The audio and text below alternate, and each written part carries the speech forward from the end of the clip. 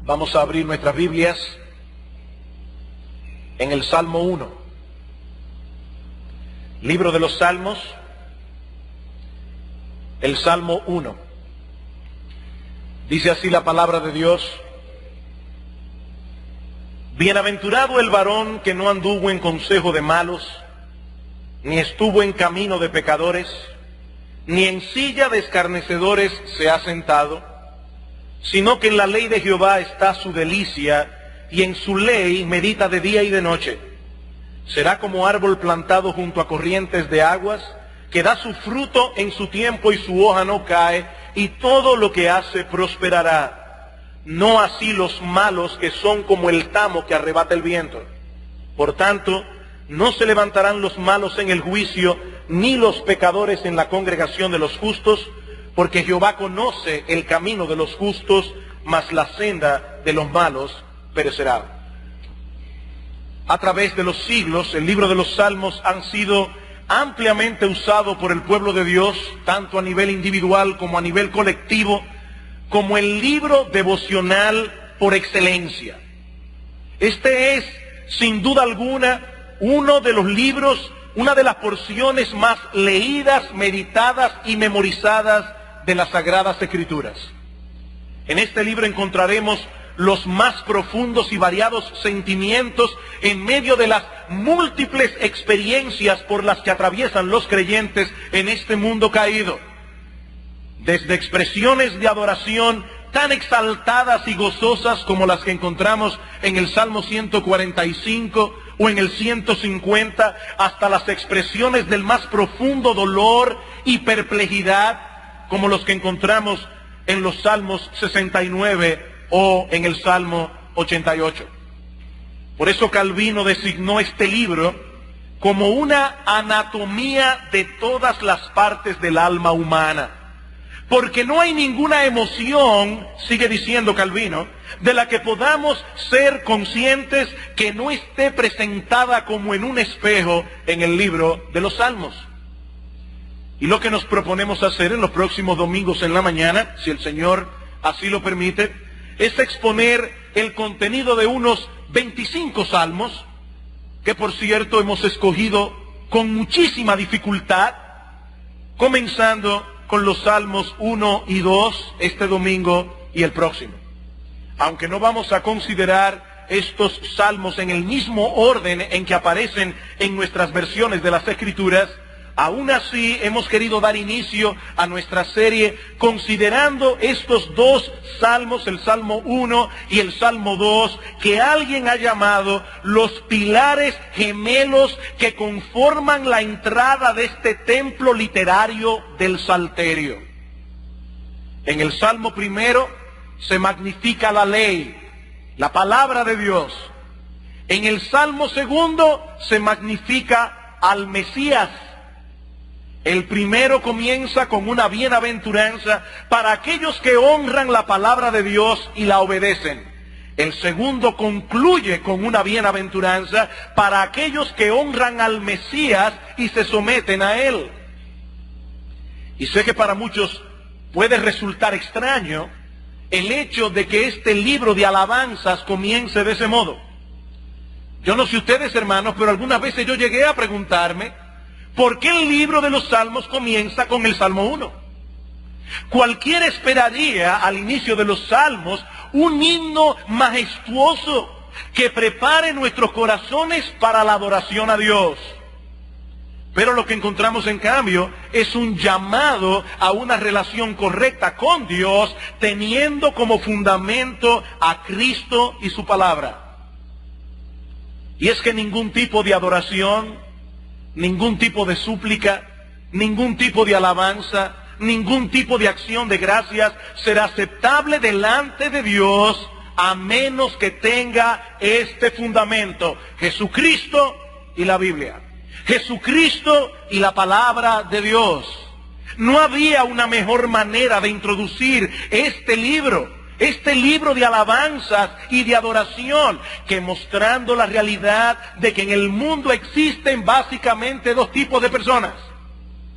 Sí, yo sé que muchos opinan que hay demasiadas religiones en el mundo, que hay demasiadas filosofías en el mundo, que hay demasiadas ideologías en el mundo, y que es por eso que las personas están confundidas. El Salmo 1 nos enseña que no. El Salmo 1 nos enseña que en realidad existen solo dos tipos de personas que construyen sus vidas sobre dos fundamentos completamente distintos, que producen resultados distintos y que arriban finalmente a dos destinos distintos. Unos cumplirán a plenitud el propósito primordial por el cual fueron creados, glorificar a Dios y gozar de Él por siempre, mientras los otros cosecharán inevitablemente una vida de miseria y de frustración. Dos filosofías, dos resultados, dos destinos. Veamos en primer lugar, ¿cuáles son estas dos filosofías de vida que engloban de un modo u otro a toda la humanidad? Versículos 1 y 2. Bienaventurado el varón que no anduvo en consejo de malos, ni estuvo en camino de pecadores, ni en silla de escarnecedores se ha sentado, sino que en la ley de Jehová está su delicia, y en su ley medita de día y de noche. Si hay un anhelo en la vida que todos los hombres comparten por igual, es el anhelo de ser felices. El anhelo de ser felices. Cada cosa que nosotros hacemos en la vida y cada cosa que nosotros dejamos de hacer tiene como motivación primordial ese fin o propósito supremo. Todos queremos ser felices. Decía Blas Pascal, todos los hombres buscan la felicidad, no hay excepciones.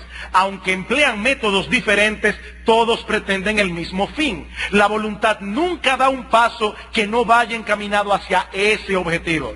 Esto es lo que motiva cada acción de cada ser humano, aún de aquellos que se quitan la vida.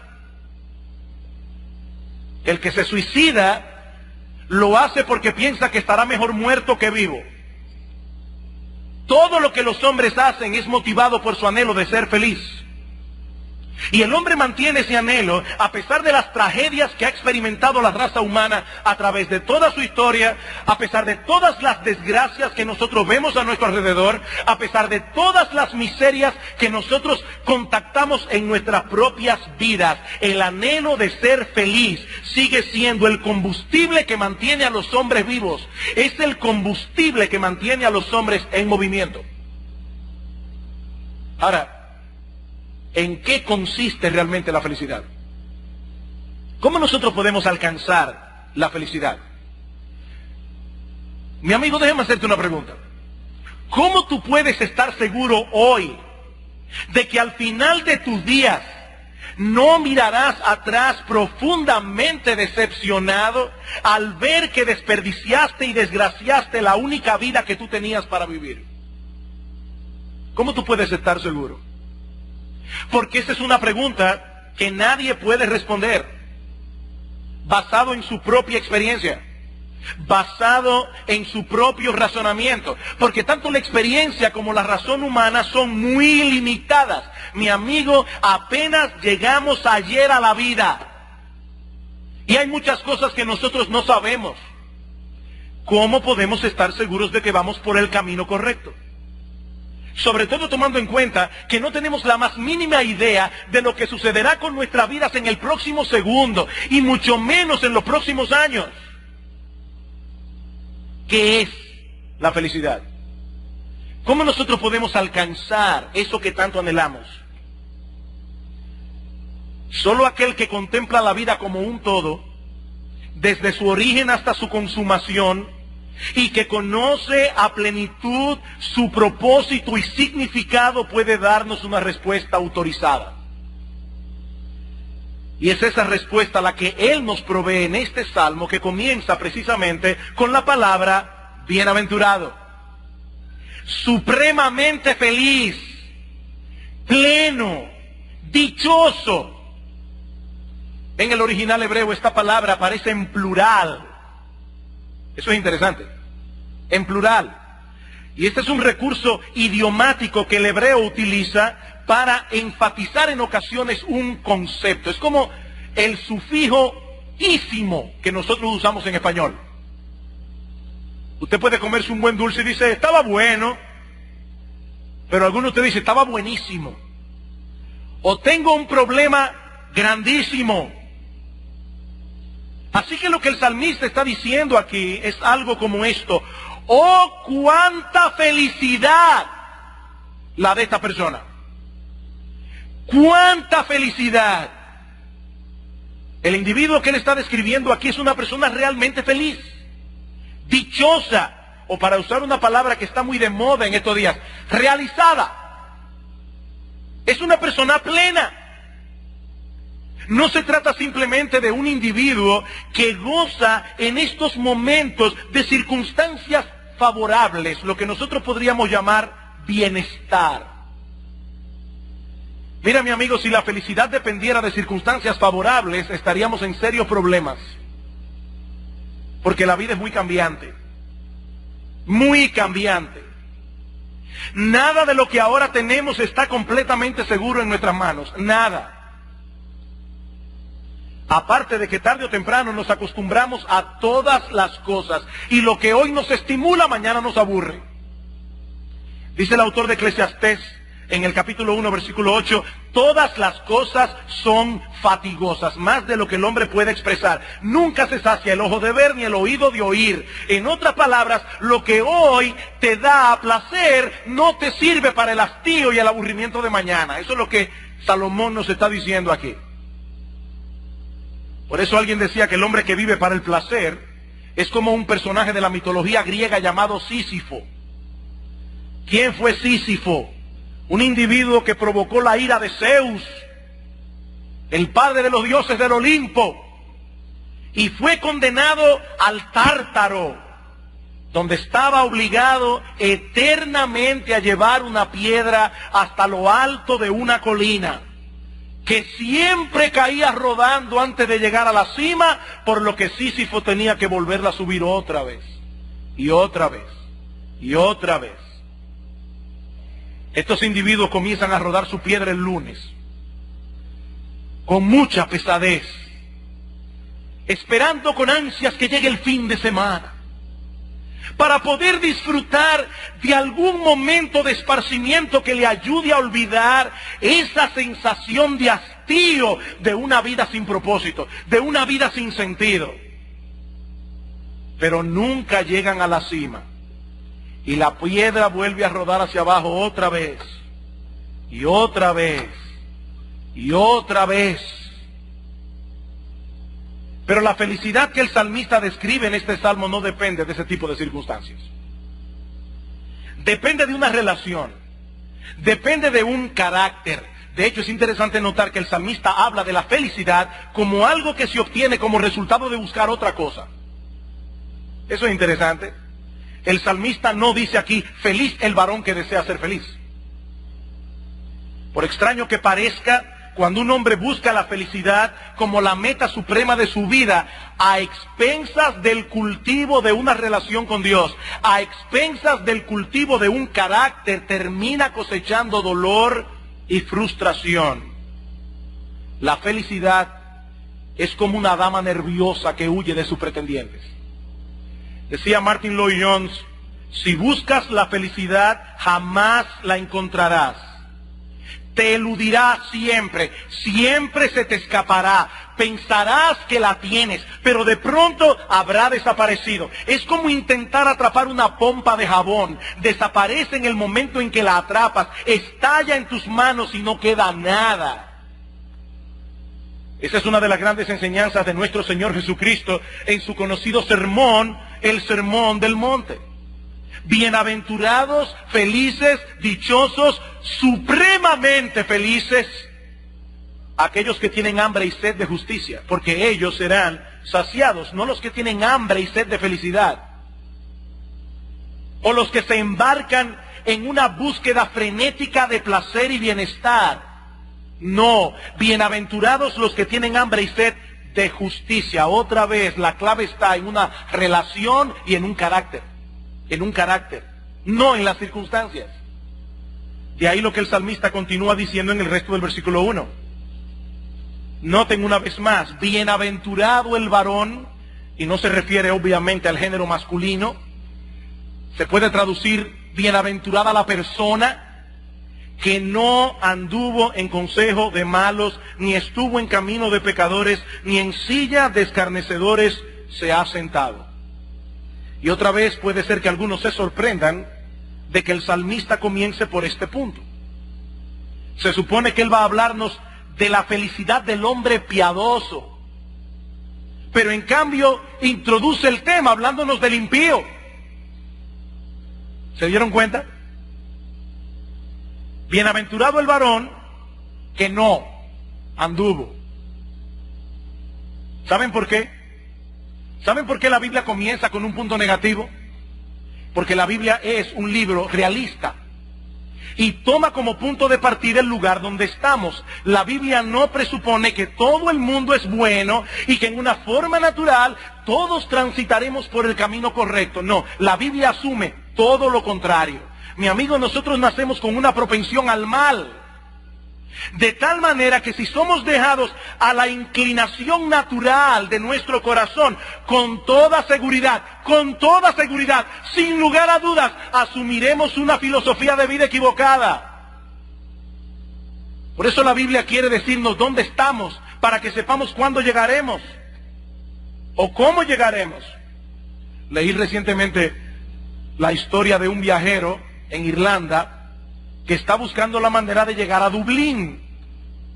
Así que le pregunta a un hombre que trabajaba junto a un campo: hey amigo, si tuviera que ir a Dublín desde aquí, ¿qué camino tomaría? A lo que el hombre le respondió: yo no iría desde aquí. En otras palabras, yo preferiría comenzar el viaje desde otro punto de partida, porque este está muy lejos. Y ese es exactamente el problema del hombre en su pecado. Quisieran dar un salto cuántico desde el lugar donde están y llegar directamente al camino de la felicidad. Ellos no quieren que se les señale lo lejos y extraviados que están. Pero mi amigo, si tú quieres encontrar el verdadero camino de la verdadera felicidad, tú necesitas saber dónde estás realmente. Y lo que la Biblia enseña acerca de nuestra condición espiritual delante de Dios es que estamos muertos en nuestros delitos y pecados. Pertenecemos a una raza caída que trae la necedad entretejida en el corazón, dice el libro de Proverbios. Es por eso que todos nosotros necesitamos pasar a través de una profunda transformación, tan profunda que la Biblia la llama nuevo nacimiento. Tenemos que nacer de nuevo. Hay muchas personas que piensan que hacerse cristiano es tan sencillo como tomar la decisión de seguir un conjunto de normas éticas. De ahora en adelante voy a leer la Biblia todos los días y voy a ir a la iglesia y voy a dejar de hacer esto o aquello. Este tipo de persona usualmente trata por un tiempo de vivir como cristiano, pero tarde o temprano desiste. ¿Sabes por qué? Porque no se puede vivir como cristiano si tú no eres cristiano. En cierta ocasión Cristo reprendió a los fariseos con estas palabras: generación de víboras. ¿Qué palabras más duras? A los religiosos de sus días. No es una fachada de piedad que ustedes necesitan, es un cambio de corazón, porque ustedes son una generación de víboras. ¿Cómo podéis hablar lo bueno siendo malos?, dice el Señor.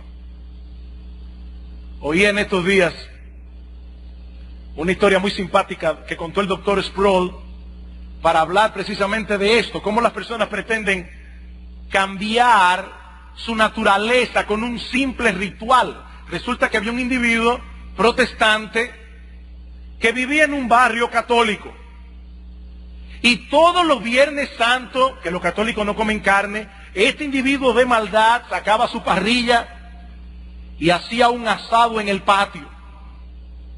Y ya ustedes se pueden imaginar ese olor a carne asada. Los vecinos estaban locos. Así que un día decidieron unirse todos para convertir a este hombre en católico. Y comenzaron a predicarle el catolicismo. Y finalmente el individuo accedió a bautizarse en la iglesia católica. Lo llevaron a la iglesia. El sacerdote le echó una agüita por encima y le dijo: naciste protestante, fuiste criado protestante, pero a partir de ahora eres católico. Los vecinos estaban tan contentos. Llegó el Viernes Santo y de repente ese olor a carne asada volvió a inundar el vecindario. Así que los vecinos fueron a reprender a este hombre y lo encontraron hablándole al pedazo de carne, echándole agua, diciéndole: naciste en una vaca, fuiste criado en una vaca, pero desde ahora eres pescado. Mira, mi amigo, si tú puedes cambiar la naturaleza de un animal con agua, así tú puedes cambiar la naturaleza de un hombre bautizándolo. No. Generación de víboras. ¿Cómo podéis hablar lo malo siendo buenos? Hablar lo bueno siendo malos. Usando la misma figura del salmista en el Salmo 1, nosotros podemos decir que todos nacimos con nuestros pies encaminados hacia el camino del malo, hacia el consejo del malo. De modo que si alguna vez vamos a caminar por la otra senda, mi amigo, nosotros tenemos que devolvernos. Y es precisamente de eso que trata el arrepentimiento. El arrepentimiento. ¿Qué dice Dios en Isaías capítulo 55? Deje el impío su camino y el hombre inicuo sus pensamientos y vuélvase a Jehová. Dé media vuelta y comience a caminar por otro lado. Así que la Biblia comienza con un enfoque negativo porque el diagnóstico viene primero, el tratamiento después. Antes de que puedas ser movido a buscar una solución, mi amigo, tú necesitas saber que tú tienes un problema. ¿Y cuál es el problema? Que venimos al mundo con una inclinación natural a asumir una filosofía de vida que es contraria al pensamiento de Dios. Y aquí debo hacer una aclaración. Cuando el salmista dice aquí: bienaventurado el varón que no anduvo en consejo de malos, no piensen ni por un momento que esa frase consejo de malos se refiere únicamente a un estilo de vida abiertamente depravado e inmoral, porque no es así. No es así. Como bien señala un comentarista, lo que el hombre bienaventurado rechaza es aquella cosmovisión, aquella filosofía de vida que coloca al hombre en el centro del universo y lo seduce a vivir según sus propios estándares de moralidad y de prosecución del placer. ¿Tú crees que tú eres el centro del universo? ¿Tú crees que tú tienes derecho a redefinir las cosas que Dios ha definido? ¿Tú crees que tienes derecho a llamarle bueno a lo que Dios le ha llamado malo y llamarle malo a lo que Dios le llama bueno? Tú andas en el consejo del malo. Este hombre bienaventurado sabe que él debe defenderse en la esfera de los pensamientos. Porque la mente es el cuarto de control que guía a la persona en su totalidad. Él sabe que su felicidad depende. Oigan bien, mis hermanos y amigos, este hombre bienaventurado sabe que su felicidad depende de evitar conscientemente el camino por el que transita la mayoría. En otras palabras, para llegar a ser felices, hay que aprender a decir que no. Hay que aprender a decir que no. Hay un poema no tan conocido en estos predios, pero muchos norteamericanos han tenido que aprendérselo de memoria. Se titula El camino no elegido, del famoso poeta Robert Frost. Y en uno de sus versos él dice: dos caminos se bifurcaban en un bosque y yo tomé por el menos transitado y eso hizo toda la diferencia. Yo tomé por el menos transitado y eso hizo toda la diferencia. Pero ¿qué sucede en cambio con el resto? ¿Qué sucede en cambio con aquellos que deciden irse con la mayoría? que se irán enredando cada vez más y más en una maraña de pensamientos equivocados y de hábitos pecaminosos que los llevará por un sendero de frustración y de miseria. Bienaventurado el varón que no anduvo en consejo de malos, ni estuvo en camino de pecadores, ni en silla de escarnecedores se ha sentado. Hay algunos estudiosos de las Escrituras que ven aquí un proceso de decadencia. Comienza oyendo un consejo, después transita por un camino y termina en una silla, inmóvil, atrapado por sus vicios y hábitos pecaminosos. Lo que en un principio es un pecado ocasional, yo sé cómo yo controlo eso, yo sé hasta dónde llego. Un pecado ocasional que poco a poco se va convirtiendo en un hábito de vida. Y cuando se llega a ese punto, las personas ya no se conforman con darle la espalda a Dios, sino que se burlan con profundo desprecio de aquellos que siguen el camino de la sabiduría. Eso es lo que significa sentarse en la silla de los escarnecedores, en la silla de los burladores, en las sillas de los que se mofan de Dios y del pueblo de Dios. Es un proceso de decadencia.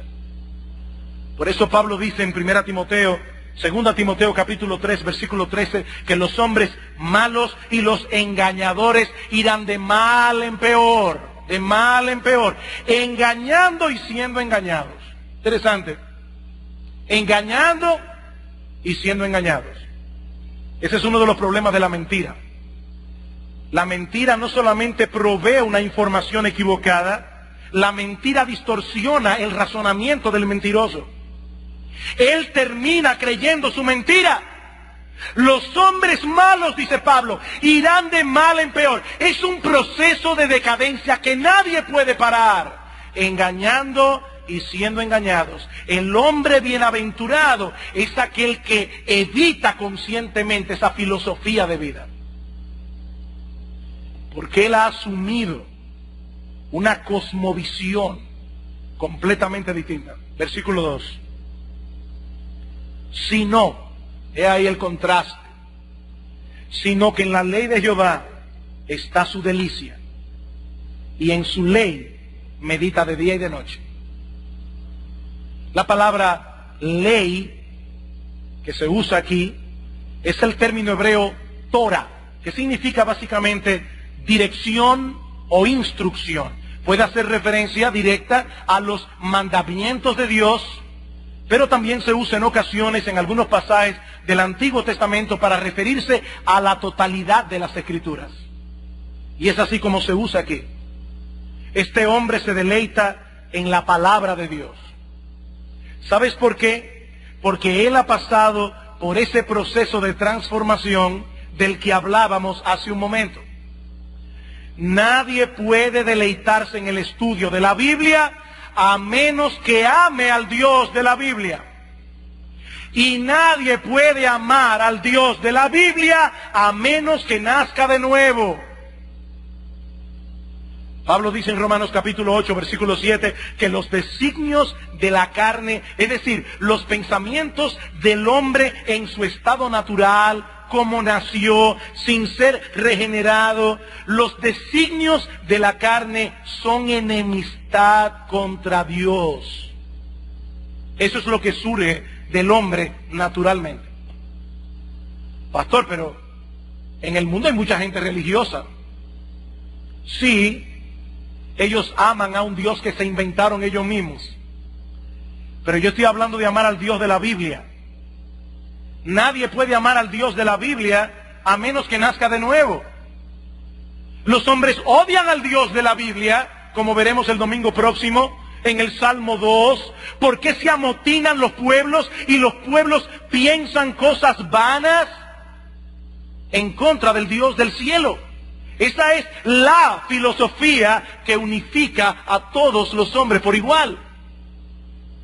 Los designios de la carne son enemistad contra Dios. No se sujetan a la ley de Dios, ni tampoco pueden. Así que lo que el salmista está presentando aquí es un contraste entre aquellos que aman el pecado y aquellos que aman a Dios. Los primeros no pueden deleitarse en la lectura y el estudio de la Biblia, porque en ella se condena el pecado que ellos aman. Pero los segundos encuentran en esa misma Biblia al objeto de su amor, al Dios que los libró de la tiranía y de la condenación del pecado al precio de su propio Hijo. No es un mero interés académico el que estas personas bienaventuradas tienen por la Biblia,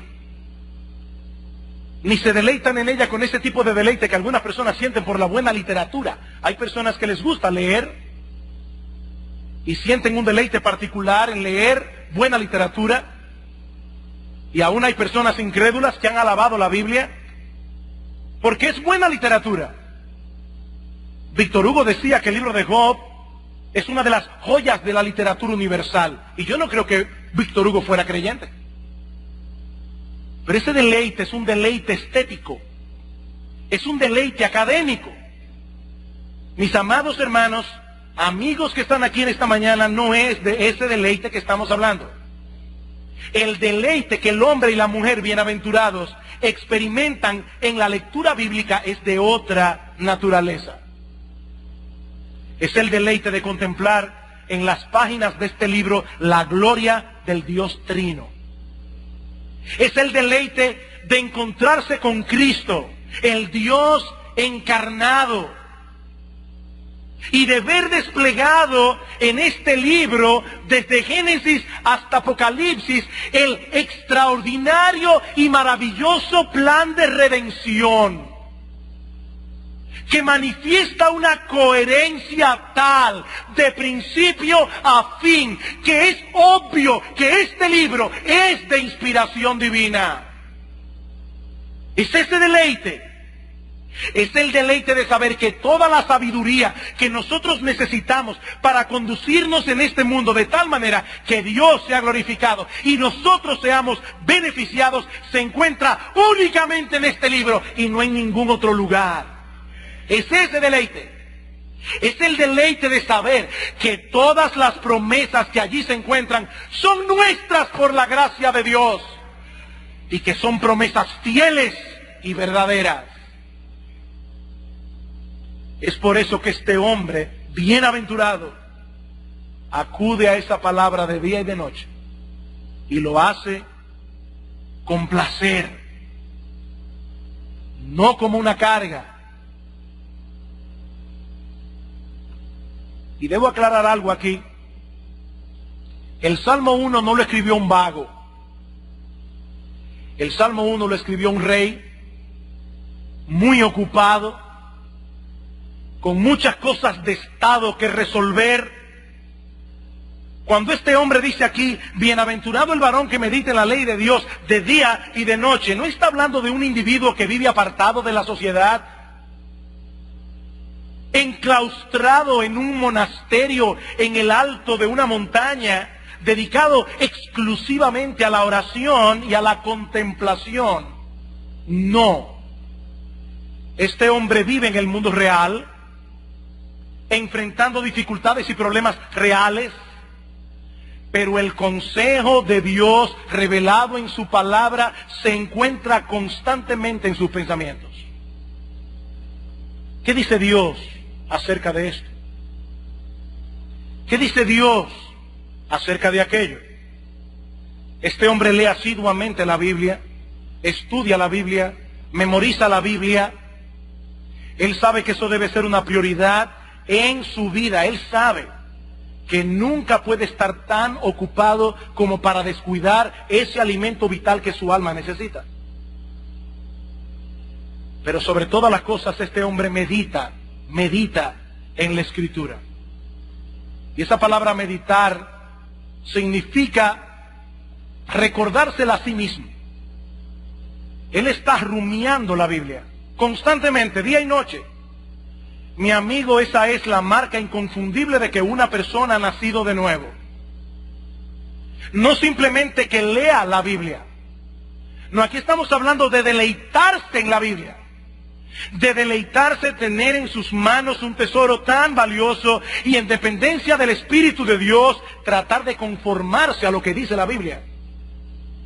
El que tiene mis mandamientos y los guarda, ese es el que me ama. Y el que me ama será amado por mi Padre. Y nosotros vendremos a Él y haremos morada con Él. El que tiene mi palabra y la ama. De hecho, hermanos, miembros de Iglesia Bíblica del Señor Jesucristo, ese es también el más claro indicador de la salud espiritual de un creyente. Así como la salud física de un niño es proporcional a su apetito, así también la salud espiritual de un creyente es proporcional al apetito que tenga por la palabra de Dios. El creyente saludable ama la Escritura, se deleita en estudiar y memorizar la Escritura. Él sabe que no existe ninguna cosa más importante que empapar su proceso de pensamiento con la palabra de Dios. ¿Se acuerdan de Marta y María? Cristo fue a visitar este hogar. Marta estaba afanada en muchísimas cosas. María se sentó a los pies del Señor a escuchar sus enseñanzas. Marta viene a quejarse. ¿No te da cuidado que María me deje servir sola? Cristo le dice: Marta, Marta, afanada y turbada estás con muchas cosas, pero María escogió la mejor parte. La mejor parte, la cual no le será quitada. Hay algunas personas que dicen: ¿sabe qué pasa, pastor? Es que yo por temperamento soy más como Marta, afanada. Yo no tengo ese temperamento contemplativo, quieto. Yo soy hiperactiva. No, mi hermana, y para los hermanos también. Ese texto no dice que María era así por temperamento. María escogió la mejor parte. Es un asunto de escogencia. Es a qué tú le das valor. Desead como niños recién nacidos la leche espiritual no adulterada, para que por ella crezcáis para salvación, si es que habéis gustado la benignidad del Señor.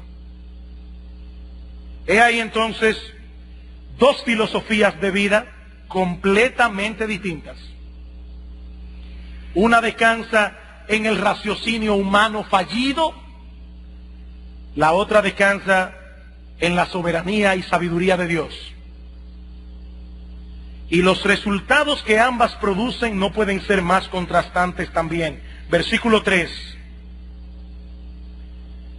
Será como árbol plantado junto a corrientes de agua. Ese hombre que da su fruto en su tiempo y su hoja no cae, y todo lo que hace prosperará. No así los malos, que son como el tamo que arrebata el viento.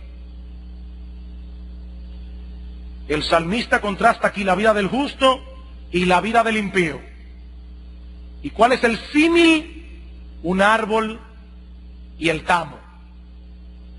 El árbol y el tamo. El primero es como un árbol plantado junto a corrientes de aguas.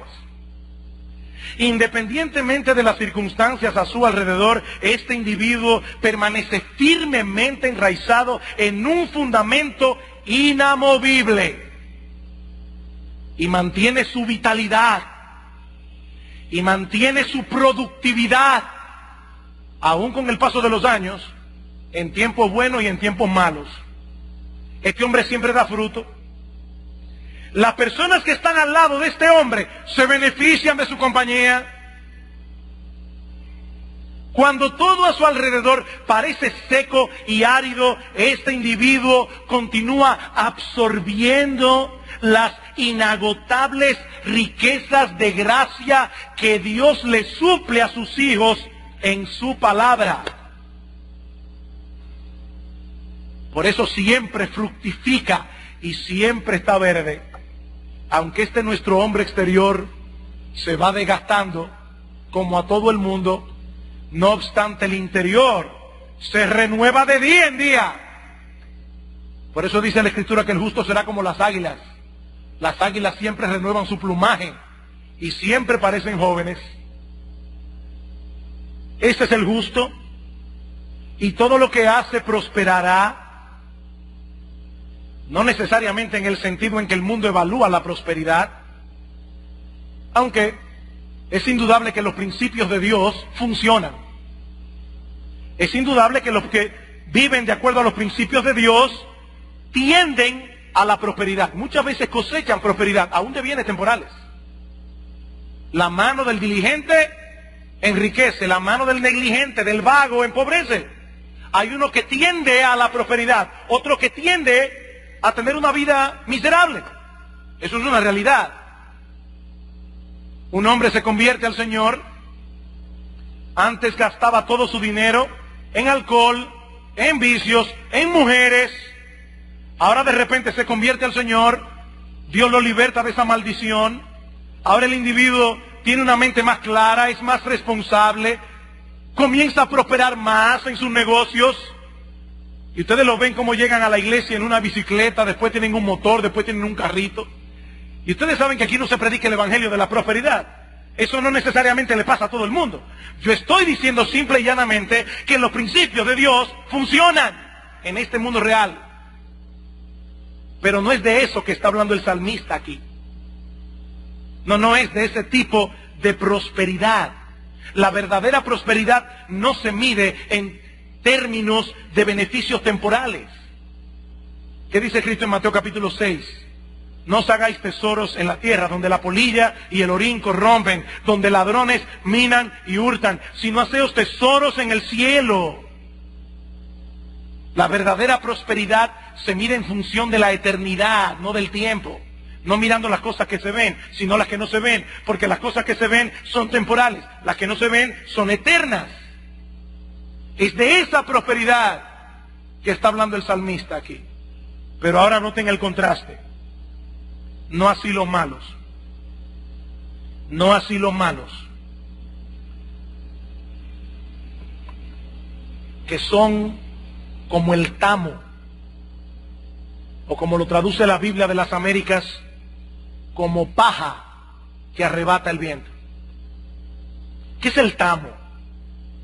El tamo es la cáscara que cubre el grano de trigo.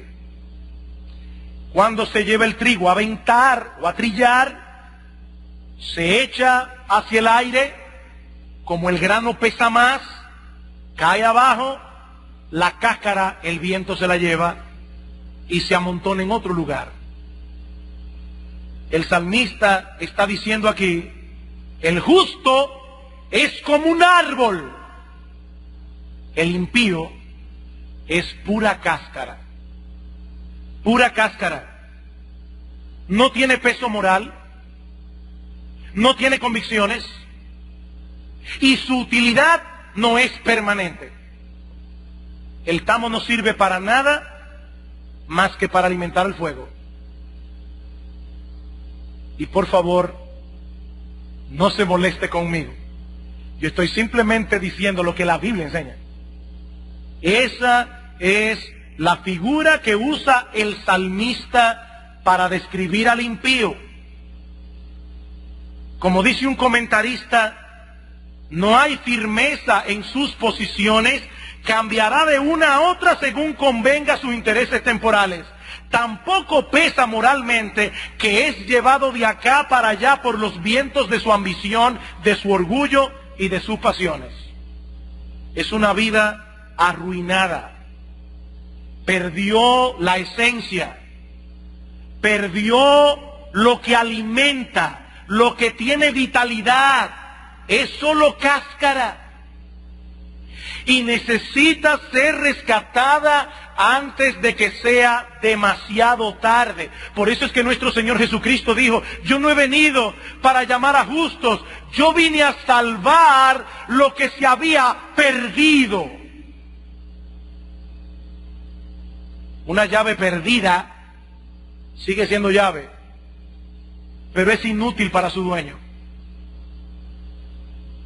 ¿Qué es el infierno? El lugar a donde van a parar por siempre todo lo que se ha perdido y quedará perdido e irrescatable para siempre jamás. Eso es el infierno. Yo he venido a buscar y a salvar lo que se había perdido. Lo que el salmista está describiendo aquí es una vida vacía y sin sentido, una vida que se dirige inexorablemente a una miseria total y definitiva. Y ese es el cuadro final que encontramos en el Salmo, versículos 5 y 6. Por tanto, no se levantarán los malos en el juicio, ni los pecadores en la congregación de los justos, porque Jehová conoce el camino de los justos, mas la senda de los malos perecerá. Los que viven de cierta manera llegan a cierto destino. De ahí esa frase conectiva en el versículo 5. Por tanto, consecuentemente, no se levantarán los malos en el juicio. En otras palabras, no podrán sostener su caso en ese tribunal. No podrán. Seguramente presentarán 1000 excusas para tratar de explicar por qué vivieron como vivieron. Lo que el salmista está diciendo es, en aquella hora no les servirá de nada. No habrá excusa. Los pecadores serán separados por siempre de la congregación de los justos, como la paja es separada del trigo para ser quemada. ¿No nos recuerda eso el mensaje de Juan el Bautista? Cuando introduce al Mesías, su aventador está en su mano y limpiará su era y recogerá su trigo en el granero y quemará la paja, el tamo, la cáscara en fuego que nunca se apagará. Y ¿sabes qué, mi amigo? En ese día no habrá equivocación. No habrá equivocación porque Jehová conoce el camino de los justos. Jehová conoce el camino de los justos. Dios está velando por los suyos, aquí ahora. Y continuará preservándolos hasta llevarlos sano y salvo a su presencia. Pero el camino de los impíos los llevará finalmente a su total destrucción y miseria. Y no hay punto medio aquí. Dos filosofías de vida, dos resultados, dos destinos. ¿No es eso lo que dice el Señor en el Sermón del Monte? Entrad por la puerta estrecha, andad por el camino angosto, porque la puerta ancha por el que van todos, ese lleva a la destrucción. El hombre sabio es aquel que construyó su casa sobre la roca. Ese es el que oye mi palabra y las hace, dice el Señor. Lo mismo del Salmo 1. El hombre necio es aquel que edificó su casa sobre la arena. Es aquel que edificó su vida sobre filosofías humanas. Es aquel que edificó su eternidad en religiones de hombres. ¿Y qué pasó? Vinieron ríos, soplaron vientos, cayó la lluvia, dieron con ímpetu contra aquella casa y fue grande su ruina. Fue grande su ruina. Mi amigo, ¿en cuál de estos grupos te encuentras tú? ¿Cuál de estas dos filosofías de vida describen la tuya? Porque no se puede cosechar los resultados y el destino de una viviendo según la filosofía de la otra. ¿Por cuál de estos dos consejos te conduces tú? Porque la verdadera felicidad está reservada para aquellos que deponen su actitud de rebeldía hacia Dios y deciden de todo corazón someterse a su voluntad revelada. ¿Y sabes cuál es el primer paso para someterte a su voluntad revelada? Venir a Cristo en arrepentimiento y fe. Permítame contarles una historia más y con esto concluyo. Hace muchos años atrás, un hombre llamado Joseph Flax visitó la tierra de Palestina y tuvo una singular oportunidad de predicarle la palabra a un grupo de judíos y de árabes al mismo tiempo. Y el texto que escogió fue precisamente el Salmo 1. Al final de leer el pasaje, preguntó: ¿quién es el hombre bienaventurado de quien habla el salmista? Este hombre nunca anduvo en el consejo del malo, ni estuvo en el camino de los pecadores, ni se sentó en la silla de los escarnecedores. En otras palabras, este hombre fue absolutamente sin pecado. ¿Quién es el hombre del Salmo 1? ¿Quién es el epítome de este hombre? Nadie dijo nada. Así que Flax preguntó: ¿era este nuestro gran padre Abraham?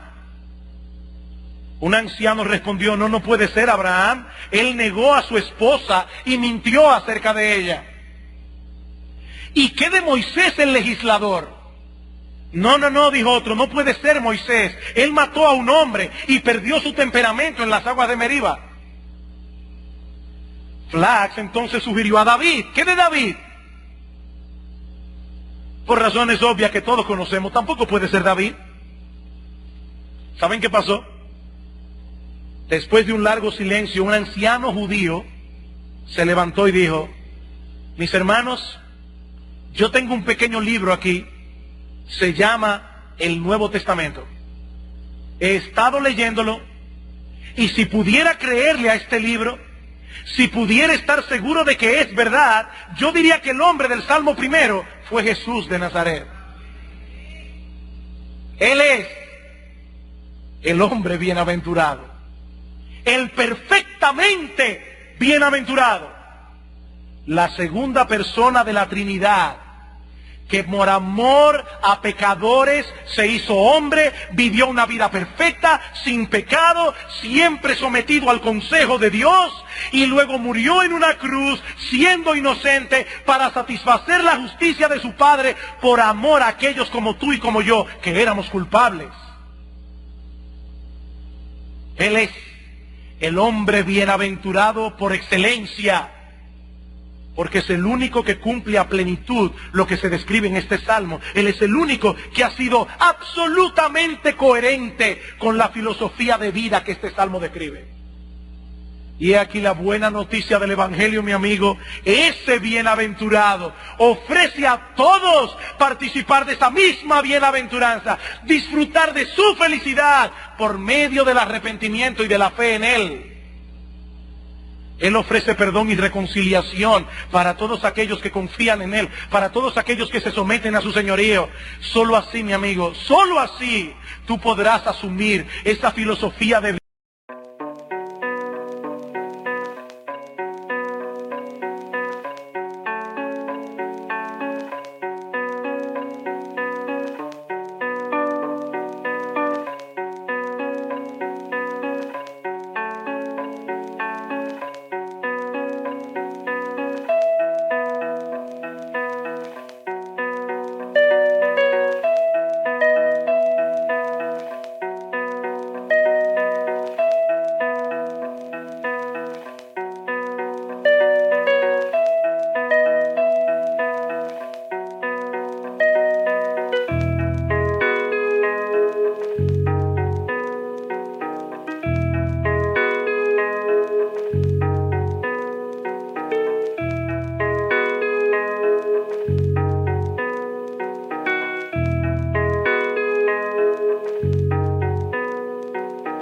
Vida que el salmista describe en el Salmo primero. Solo así podrás cosechar el destino bienaventurado de aquellos que meditan en la palabra de Dios y la guardan de todo corazón.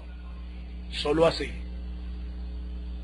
Ven a Cristo, ven al bienaventurado y sométete a Él, y disfrutarás por primera vez en tu vida de la bienaventuranza que Él disfruta desde el siglo y hasta el siglo. Vamos a orar. Padre bueno, gracias te damos, oh Señor. Oh, gracias te damos por tu palabra. Pero sobre todas las cosas, gracias por nuestro bendito Señor y Salvador Jesucristo. Gracias por su sangre derramada. Gracias por su muerte en la cruz. Gracias por asumir nuestra culpa siendo inocente, para que ahora nosotros podamos ser declarados justos delante de ti. Señor, ayúdanos a empapar nuestras mentes de tu palabra.